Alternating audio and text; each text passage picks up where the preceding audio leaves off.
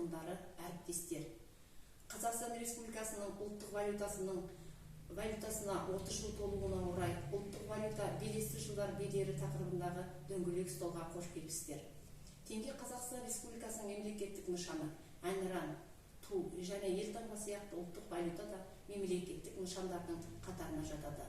Ұлттық валютамыз, яғни теңгеміздің пайда болуы, оның бар болуы Қазақстан Республикамыздың тәуелсіз республика екендігінің тағы да дәлелі болып табылады.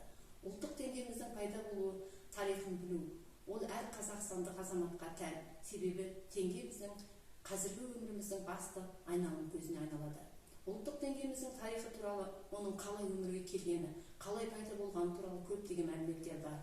Қазақстанның ұлттық валютаға көшуін бұрынғыдан да нақты әрі тәуелсіз жоспар бойынша әлеуметтік экономикалық реформалар бағытын жалғастыруға мүмкіндік береді. Ақша реформасын дәйекті жүргізу бізге көп ұлтты Қазақстан халқының тұрмыс жағдайын бірте-бірте жақсартуға көмектеседі.